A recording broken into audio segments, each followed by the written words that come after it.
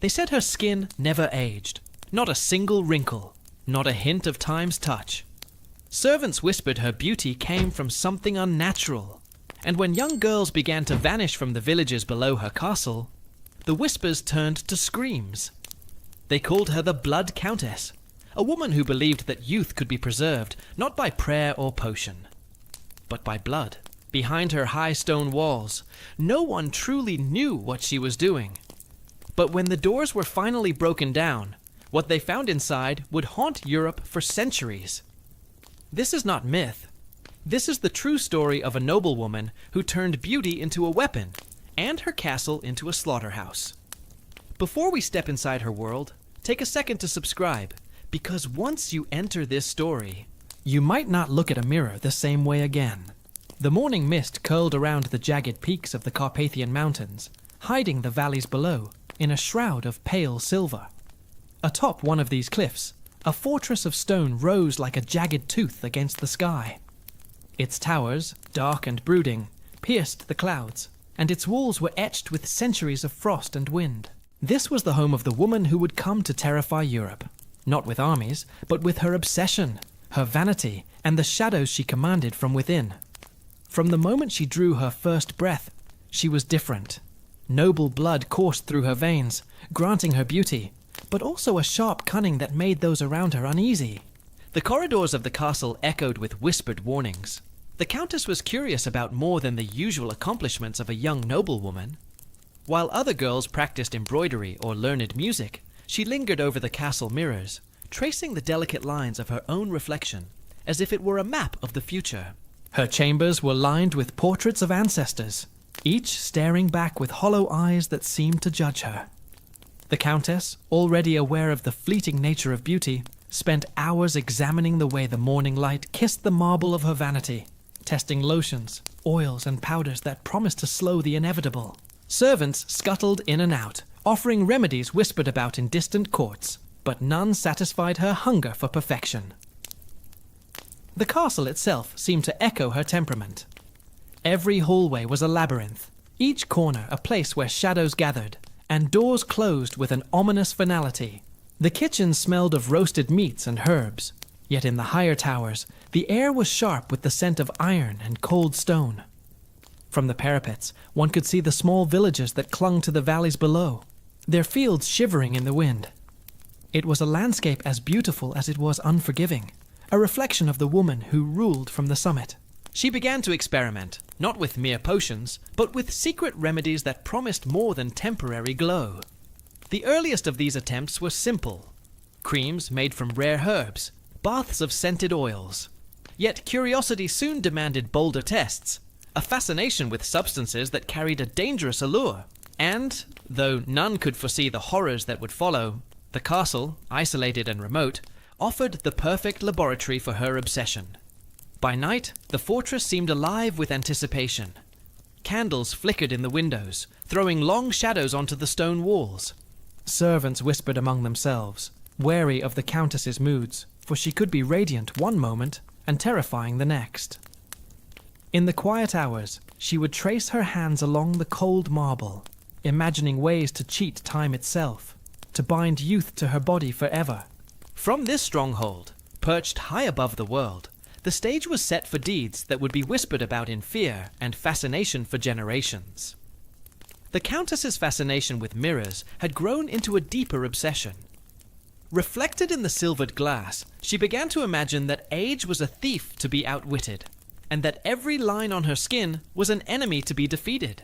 She scoured manuscripts hidden in the castle's library, fragile scrolls, and leather-bound tomes that described elixirs and rituals from distant lands. Legends of waters that could preserve life oils, that could ward off decay, and secret powders whispered to stop the hands of time. Servants murmured warnings, and at night even the wind seemed to carry cautionary voices. But she would not be swayed. Her curiosity teetered on obsession, a delicate balance between ambition and madness. Every potion she tested, every strange oil she applied, fed an unrelenting hunger for permanence. While the people in the villages accepted the passing of seasons, she regarded them with quiet contempt, seeing in their aging faces the cruel truth she refused to accept in herself. Rumors began to circulate through the surrounding valleys. Travelers spoke of a noblewoman who sought to cheat mortality, who would spend hours in her chambers performing private ceremonies in candlelight. Some claimed to glimpse her silhouette through high windows, draped in silk and surrounded by flickering shadows, murmuring words no mortal could understand. Even those who had never approached the castle felt a shiver, a sense that something unnatural had taken root behind its towering walls. She experimented in secret. At first, it was simple. Cold baths infused with rare herbs, scented oils extracted from flowers that grew only on the steep cliffs of the mountains. But the Countess's desire for youth intensified, and she began to seek substances that carried darker promises. Alchemists whispered of unusual remedies, pigments, powders, and liquids that promised vibrancy beyond nature's laws. Some of these ingredients were forbidden, rare, or rumored to carry terrible curses, but their danger only heightened her intrigue. By twilight, the castle was alive with hushed tension. Servants moved silently through corridors, eyes downcast, fearful of accidental discovery. In her chambers, the Countess arranged vials and bowls in precise geometries, performing rituals in a slow, deliberate rhythm. Candlelight danced across the marble floor, casting reflections that multiplied her solitary figure until she seemed surrounded by phantoms. In those hours, she imagined that the future itself was malleable, that time could bend if she only understood its secret. And yet, beneath the veneer of sophistication, a shadow of dread began to seep into the castle's walls. The Countess's fascination was no longer innocent. It had begun to demand more. More secrecy, more indulgence, more control. The villagers' whispers, once distant, became a faint echo in her mind, a reminder that curiosity, when left unchecked, could lead not only to immortality, but to darkness beyond reckoning.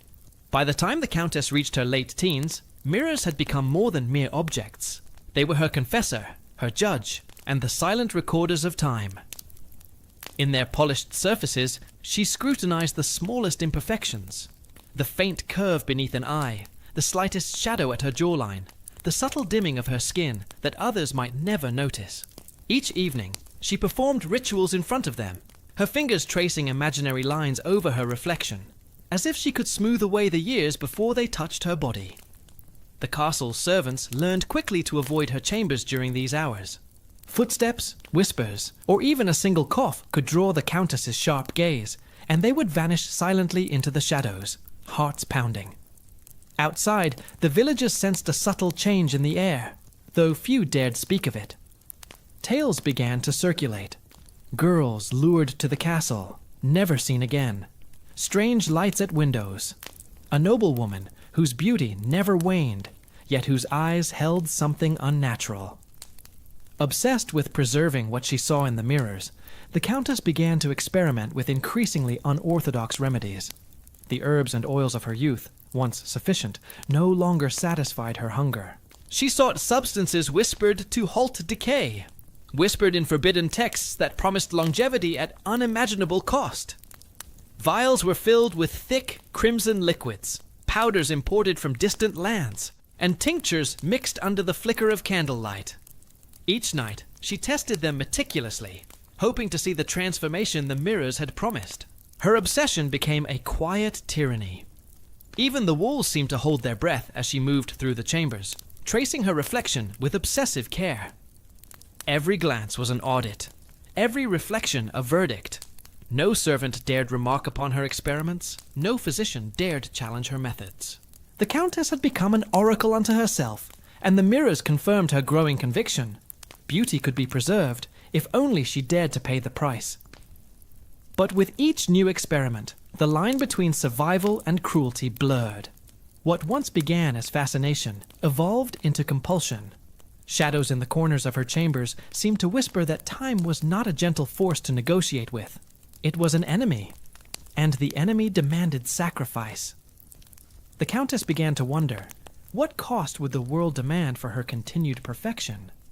How far could she push the boundaries of nature before the price became unbearable? In the castle's highest tower, amid the cold stone and flickering candlelight, she stared long into the mirrors that had become both her obsession and her oracle. Outside, the wind moaned across the mountains, carrying distant cries that might have been real, or might have been her imagination.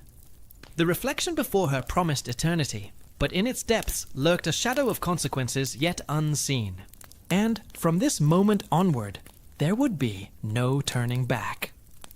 The castle had grown colder in the weeks leading to the accident, as if the walls themselves sensed a change. Servants moved with quiet trepidation, their shadows long and trembling in the flickering candlelight. On one grey morning, a young maid, new to the fortress, was tasked with carrying water to the Countess's private chambers. She stumbled over the uneven stone steps, a bucket clattering to the floor, spilling its contents in a ribbon of silver that reflected the torch's glow.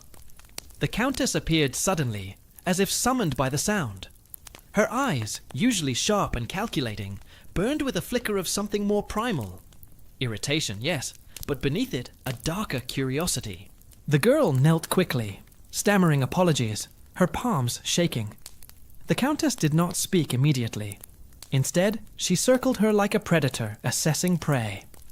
Every drop of water that had fallen seemed to draw her attention. The way it caught the light, the way it mirrored the girl's trembling reflection. Then, with a coldness that would mark the beginning of her descent, she asked the maid a single, unnerving question. "Do you know why youth must be preserved?" The girl blinked, unsure how to answer. The Countess reached forward, touching the girl's wrist lightly, inspecting the pulse as if evaluating her worth. And in that fleeting moment, the Countess's mind shifted. She saw not a clumsy servant, but a vessel for something far more potent than lotion or herbal remedy. The accident became the catalyst. The Countess experimented that night in secret, preparing the first ritual with a meticulous precision that would later define her methods. Blood, she discovered, was unlike anything she had tried before. It shimmered, alive in its own way, and when applied, her reflection seemed sharper, more vivid, more eternal.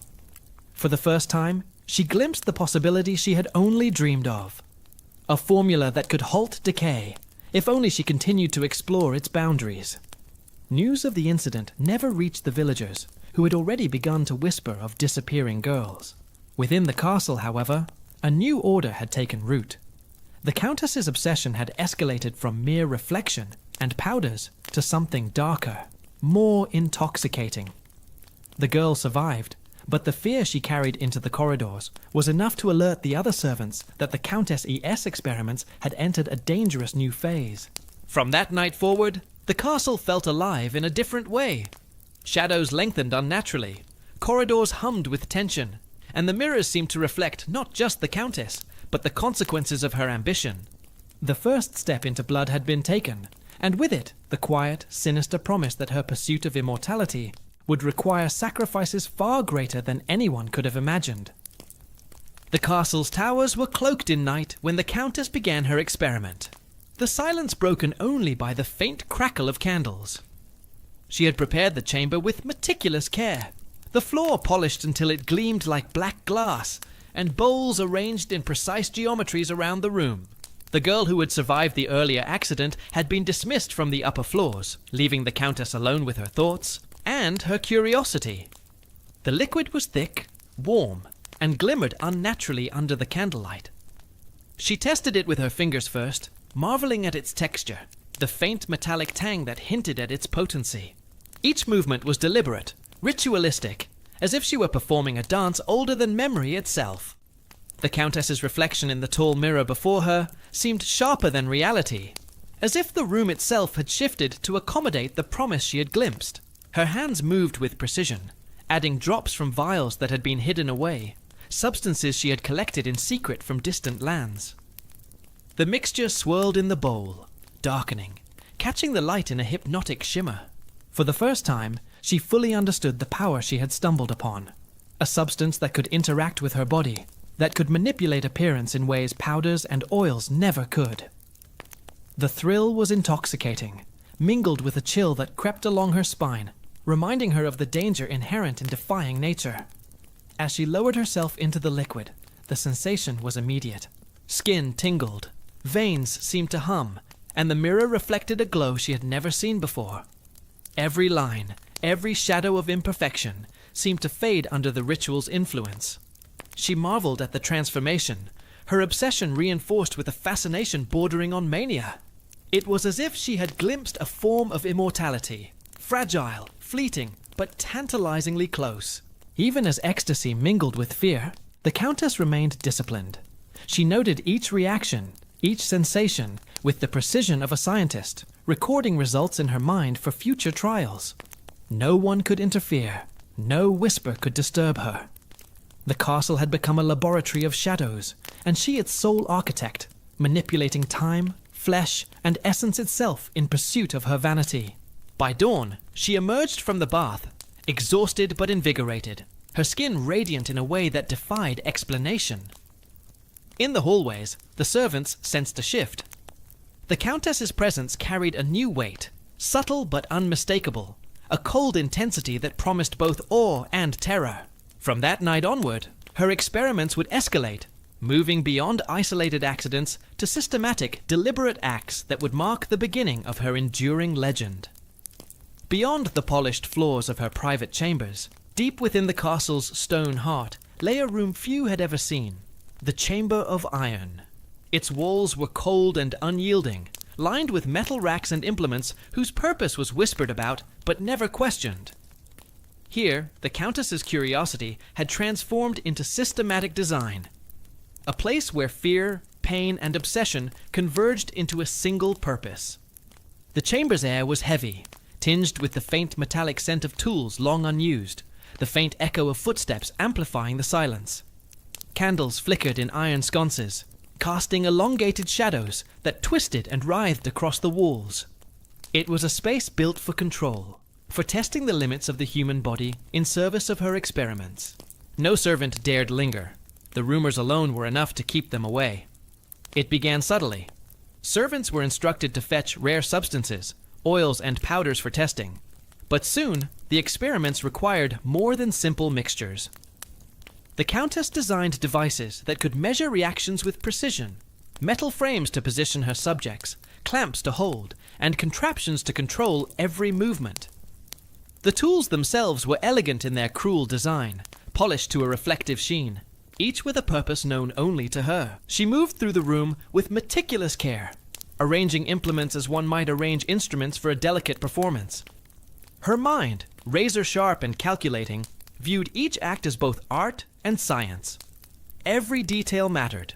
The angle of a rack, the way light fell across polished metal, the subtle reactions of her subjects. From observation alone, she began to understand human fragility, noting responses with precision and storing knowledge for the next experiment. The Chamber of Iron was more than a room. It was a manifesto of obsession. Here, the Countess merged her pursuit of beauty with a ruthless discipline, turning what had begun as personal vanity into a methodical, almost ritualistic process. Each session reinforced her belief that perfection demanded sacrifice, that control over life and body could yield power beyond the ordinary. The faint creak of iron beneath her touch became a rhythm, guiding her work, each sound a note in her private symphony of cruelty. Even the mirrors that had once obsessed her were present, strategically placed to reflect every motion, every reaction, every small change. They allowed her to observe without interruption, a silent audience to her growing dominion. Outside the chamber, the castle seemed alive in response. The winds shrieked louder, the torches flickered with unusual vigor, and the shadows seemed to lean closer, watching as the Countess shaped her terrifying new reality. By nightfall, she retreated from the chamber, leaving behind the tools, the shadows, and the promise of her next experiment. The room waited, silent but potent, ready for the next chapter of obsession, the next step in a path that would ultimately define her as one of history's most notorious figures. In the quiet hours of the castle, the Countess wrote with deliberate precision in her leather-bound journal, a record of methods, observations, and thoughts that would later chill the most steadfast historian. The pages were dense with meticulous notes, diagrams of her chambers, and coded references to substances and rituals. This diary was more than documentation. It was a window into a mind balancing genius and madness, obsession and rationalization. She described each experiment as a pursuit of perfection. Every reaction, every subtle shift in color or texture of her skin was logged with care. She rationalized her actions in elegant, almost poetic prose. Beauty was not vanity, she wrote, but a responsibility, a duty to embody the ideals of nobility. If her methods were extreme, they were necessary. If fear was instilled in those who served her, it was only to maintain order and precision. In her eyes, the end justified every means. The diary also revealed her fascination with the human body, the fragility of flesh, and the capacity of blood to preserve, renew, and transform.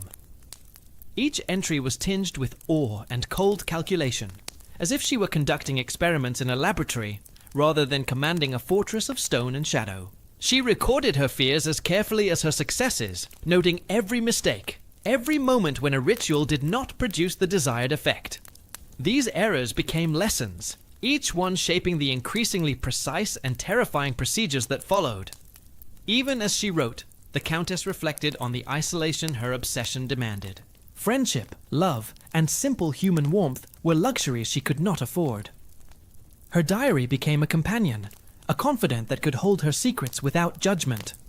Within its pages, she explored the logic of immortality, contemplating how far she might go to maintain the perfection she so desperately craved. She questioned nothing, only tested, measured, and refined. The servants, unaware of the full content of the diary, sensed its influence. The Countess S. demeanor had shifted from beauty-obsessed noblewoman to someone whose gaze calculated outcomes with the precision of a surgeon. Tasks were no longer routine. They were steps in a larger experiment, each subject and substance carefully selected. Even minor errors were recorded in her journal, her mind cataloging everything for the next iteration of her pursuit. By the flicker of candlelight, the Countess closed the diary, her thoughts turning to the possibilities of the next night. The chamber of iron, the vials, the rituals, everything had a purpose, and the diary ensured nothing would be forgotten. Within those pages lay the blueprint of obsession, a methodical map of cruelty intertwined with a quest for eternal youth.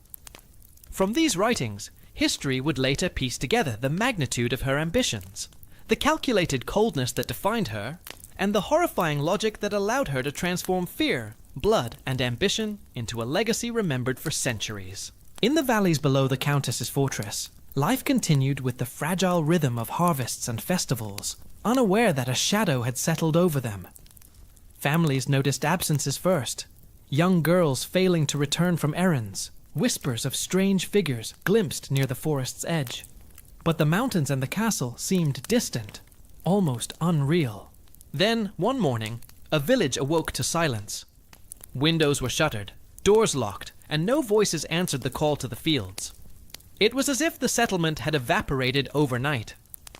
The Countess observed from her towers, detached, yet curious. She did not rejoice openly. There was a precision to her interest, a scientific fascination with the consequences of her actions. She catalogued each disappearance in her diary, noting patterns, timing, and subtle reactions of those who remained. The villagers' fear fed the efficiency of her work, making each ritual more controlled, each bath or potion a step closer to the perfection she pursued. Word traveled slowly through the region, carried by traders and travelers who spoke of a noblewoman with an obsession that could reach into the villages themselves. Yet none could confront her. Her castle was a fortress of stone, her guards loyal, and the mountains a natural barrier against intrusion. Fear spread faster than justice, and superstition wrapped itself around her legend. Stories of girls taken in the night were told in hushed tones, growing with each retelling until even distant communities trembled at the Countess's name. Inside the castle, the Chamber of Iron and her growing collection of rituals became a laboratory not only of vanity but of control. Each disappearance was a measured event, reinforcing the connection between sacrifice and transformation. The mirrors reflected her ambition, the diary chronicled her precision, and now the land itself seemed to bend to her influence. The mountains and forests were silent witnesses, untouched by those she had ensnared, yet complicit in the isolation that allowed her to operate with impunity. As the weeks passed, the villager's absence became more than a rumor. It was undeniable.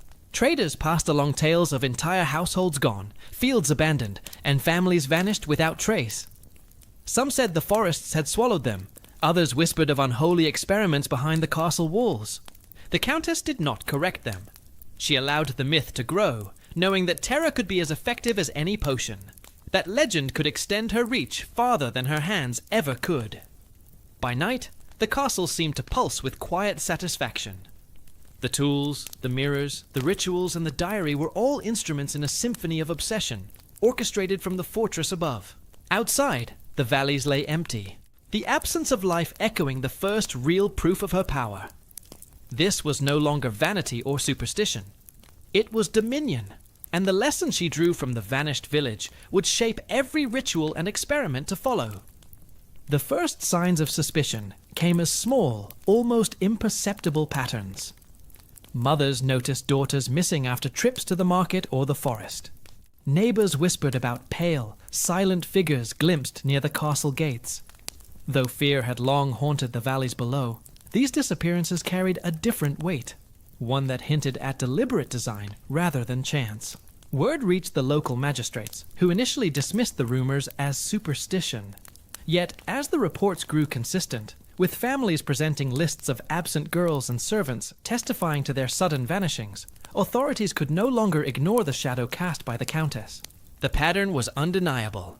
Each incident linked by time, location, and subtle accounts from those who had dared approach the castle. Outside the fortress, fear hardened into resolve. Village elders organized searches, combing forests and nearby caves for traces of the missing. Each expedition returned with empty hands and heavy hearts, and the legend of the noblewoman above the cliffs deepened. Travelers who had passed the castle swore they saw the same flickering candlelight at strange hours, moving in shapes that defied explanation. The Countess's beauty remained flawless, her presence almost spectral, while suspicion began to swirl below her tower like an approaching storm. Inside the castle, the Countess sensed a shift. Servants whispered nervously in corners, glancing toward the high windows. Even loyal attendants began to falter under the weight of fear and uncertainty. The Countess, however, was untroubled by panic. She catalogued each new disappearance in her mind with meticulous precision, noting reactions, timing, and patterns. In her view, the growing attention was simply a variable in her experiments, a reminder that even legend could be manipulated to her advantage. Yet cracks in her control were emerging. Rumors reached the ears of powerful neighbors, nobles with their own agendas, and some began to question whether the Countess's pursuit of beauty had crossed an invisible line into criminality. Whispers of missing girls were repeated in corridors far beyond the Carpathian valleys, reaching the courts where justice was weighed more heavily than superstition. The net of scrutiny was tightening, and for the first time, the Countess encountered a force she could not entirely dominate: public attention, fueled by fear and outrage, creeping steadily toward her fortress. By nightfall, the castle seemed to pulse with an eerie stillness. The Countess watched from her windows, her reflection unchanged, her ambition intact, but the faintest flicker of calculation had entered her gaze. She understood that power alone might no longer suffice. Perception, secrecy, and manipulation would become as vital as any potion or ritual. The game had changed, and the stakes were higher than ever. The night air was sharp with frost as distant bells tolled, announcing an unusual stir in the valleys below. Armed men, dispatched by the regional magistrate and guided by villagers' testimonies, crept through the forest paths toward the Countess's fortress. Their footsteps were muffled against the frozen ground, but the tension that gripped them was palpable. None doubted the rumors, and each carried the weight of expectation and dread. Inside the castle, the Countess sensed the intrusion before a single torch touched her walls. Something in the air had shifted. The usual stillness was broken, replaced by a low vibration, almost imperceptible, that stirred through the stone floors and echoed in her chambers. Her eyes, sharp as steel, scanned the corridors while shadows flickered in the candlelight. She did not panic. She observed. Every sound, every movement, every light beyond the windows became data, catalogued with a precision honed over years of meticulous experimentation. The raiders reached the outer gate, only to find it barred by heavy iron, reinforced by the Countess's own designs. Frustration flared among the men, their murmurs growing desperate. Yet the fortress was not a place to be taken lightly. Towers loomed overhead, windows glimmering with candlelight, and from each angle, the stone walls reflected shapes and shadows that suggested movement far greater than reality. The Countess had transformed her home into a labyrinth of intimidation, where fear itself became a weapon.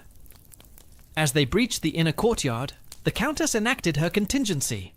Mirrors strategically placed throughout the halls multiplied the image of her presence, making it impossible to determine her exact location.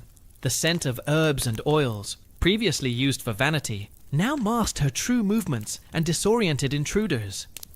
Every step the raiders took was anticipated, every corner prepared. What they thought would be a straightforward intervention became a gauntlet of psychological torment, a prelude to the darker truths hidden within the castle walls. By midnight, the tension reached its apex. In one chamber, flickering candlelight revealed vials, bowls, and implements that hinted at rituals the villagers could only imagine. The raiders glimpsed shadows moving independently, and the very air seemed to pulse with a quiet menace. For the Countess, it was another experiment in control, testing how fear, confusion, and awe could bend others to her design without a single direct strike. Though the magistrates expected confrontation, they found none in the traditional sense. The Countess remained elusive, observing from the shadows, her reflection in a polished mirror, capturing both her visage and the terror she inspired. When the intruders finally withdrew at dawn, weary and unnerved, the fortress had not been breached, the Countess remained untouched, and her legend had grown exponentially. The raid, intended to stop her, had instead amplified her aura of invincibility, a chilling reminder that some obsessions defy even the hand of justice. Even as the Countess retreated to her chambers, the valleys below buzzed with stories that spread faster than wildfire. Merchants traveling to distant towns carried tales of a noblewoman whose beauty remained unblemished, yet whose castle loomed like a shadow of dread over the landscape. The legend traveled over mountains and rivers, mutating with each telling, the details more terrifying and intricate than the last. Letters reached neighboring nobles, who discussed the matter behind closed doors. Some dismissed it as superstition.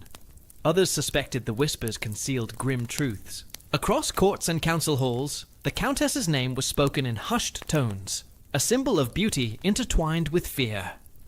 Her reputation had transcended the local valleys. She had become a figure whose influence extended far beyond the Carpathians, a cautionary tale woven into the social fabric of the region.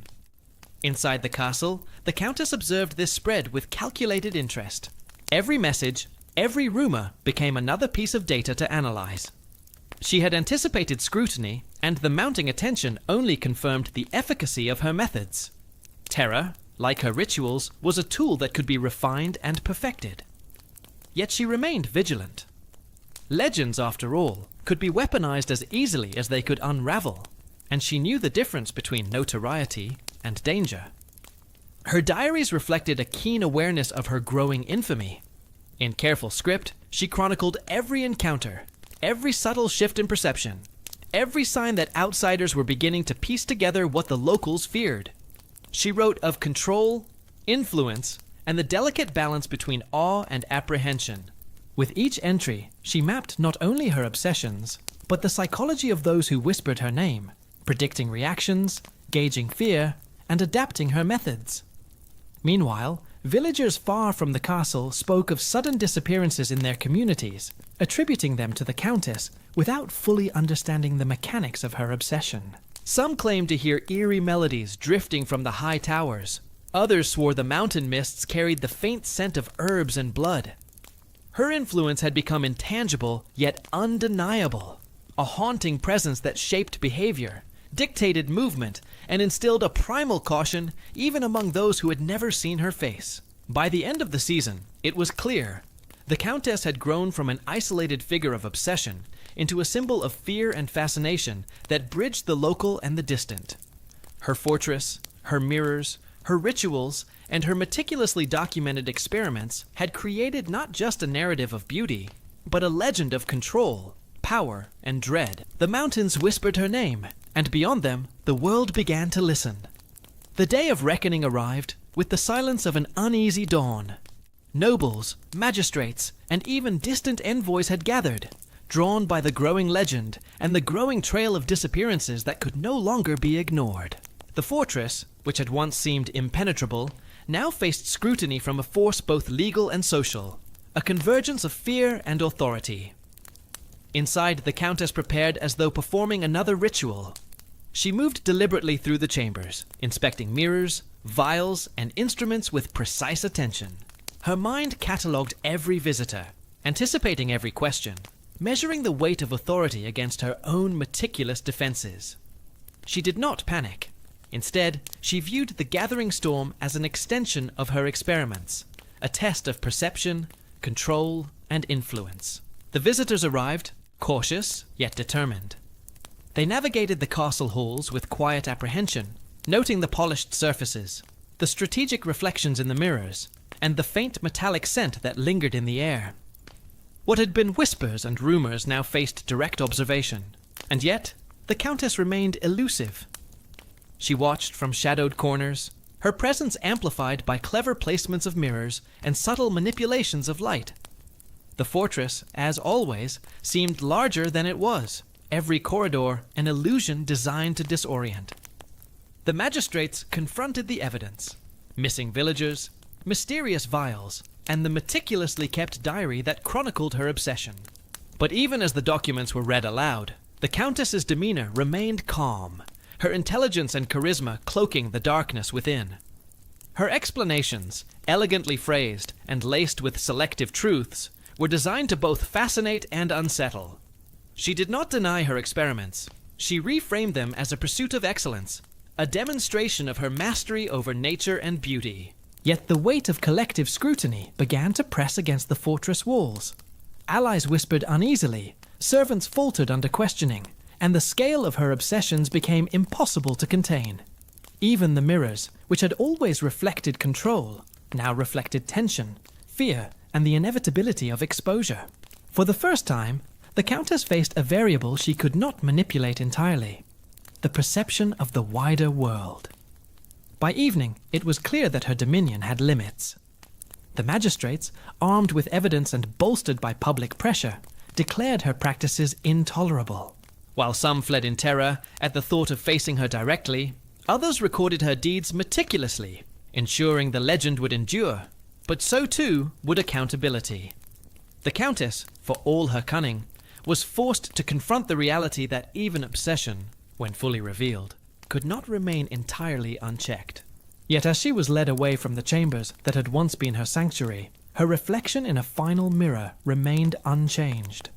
The beauty she had fought to preserve endured, but the castle, the experiments, and the shadow of her obsession were now woven into history, a legacy of ambition, fear, and the haunting pursuit of immortality. The valleys below the fortress slowly returned to life, though the scars of fear lingered in every shadow and hollow. Crops were replanted, livestock returned to pastures, and villagers emerged from their hidden shelters.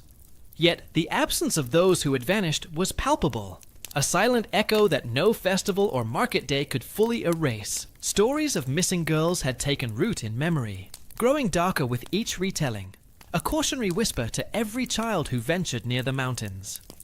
Merchants and travelers carried news beyond the region, spreading tales of the Countess who had defied nature and law alike. Legends evolved quickly, mixing fact with speculation. Some spoke of her obsession with eternal beauty, others of strange rituals conducted under flickering candlelight. Even in distant towns, parents warned their children of noble women whose castles harbored darkness, a tale meant to frighten but impossible to ignore. Inside the castle, now quiet and stripped of its former terror, the remnants of her obsession remained visible. Mirrors still gleamed in empty chambers, vials and implements abandoned yet arranged with eerie precision. The walls seemed to hum faintly with memory, as if the shadows of her experiments had soaked into the stone. Those who entered afterward reported a strange atmosphere, a subtle tension, a whisper of the power once wielded there. The legacy of control and fear was tangible, even in her absence. Villagers returned to routines with vigilance. Parents watched daughters closely, guards patrolled the outer fields, and every trip to the forest was measured and cautious. Yet the Countess's influence persisted, not through her presence, but through the caution and superstition she had instilled. The echoes of fear and fascination shaped the community's behavior, an invisible thread that reminded them of the price of obsession and cruelty. Meanwhile, chroniclers and scribes began to document the events, preserving the narrative for generations. Diaries, reports, and oral histories combined into a tapestry of warnings, the consequences of unchecked ambition, the extremes of vanity, and the human cost of obsession. These records were both an admonition and a fascination, ensuring that the Countess's story would outlive her, a blend of myth and reality that lingered long after the fortress's doors had closed. By the first full moon, following her removal, the valleys were quiet once more, but the sense of unease remained. Children huddled closer to hearths, elders exchanged knowing glances, and travelers approached the region with caution. The Countess may have been gone, but the memory of her beauty, her cruelty, and her relentless pursuit of immortality continued to shape the world below the mountains. A reminder that obsession leaves traces far beyond the reach of any mirror or ritual. Locked away in a hidden chamber of the castle, the Countess's diaries remained untouched, their leather covers cracked with age, but still holding the meticulous scripts of her obsessions. To the casual observer, they were simply records. To those who dared to read them, they were a window into a mind that had merged brilliance with cruelty, beauty with terror. The pages revealed experiments in exacting detail, mixtures, methods, and observations that transformed simple vanity into something almost supernatural. Yet the most chilling passages were the reflections, the justifications, the calculations, and the cold fascination with outcomes. Each entry was a lesson in the psychology of obsession, a demonstration of how ambition could override morality and reshape the lives of those who crossed her path. Scholars and chroniclers who discovered the diaries were immediately captivated. They described the sensation of reading as a descent into another world, one ruled by obsession rather than empathy. The meticulous accounts of disappearances, rituals, and observations were both horrifying and fascinating. The Countess had documented not only her actions, but the human reactions around her, creating a map of fear and influence that transcended her physical presence. Villagers who had long feared the castle learned that her legacy persisted in written form. Even decades later, the diaries shaped behavior, inspiring caution and superstition. Parents forbade excursions near the abandoned fortress, young women avoided traveling alone, and the very land seemed imbued with the memory of the Countess's deeds. Her words had become a form of control, echoing the precision and strategy she had once wielded in life. Beyond fear, the diaries offered a perverse fascination with genius and ambition. Readers struggled to separate admiration from horror, noting how the Countess had applied intelligence, observation, and meticulous documentation to pursuits most would consider grotesque. In her absence, the diaries became her instrument, extending influence over generations and cementing her reputation as a figure whose obsessions could not be contained by walls, law, or time. Even today, historians debate the impact of the Countess's writings.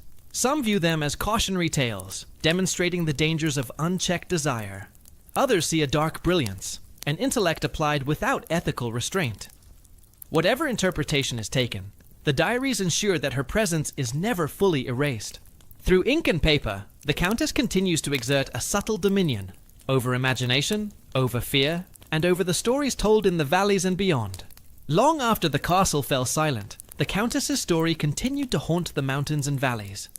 Travelers passing through the region carried whispers of a woman whose beauty had defied time, whose obsession had left villages empty, and whose cunning had evaded justice.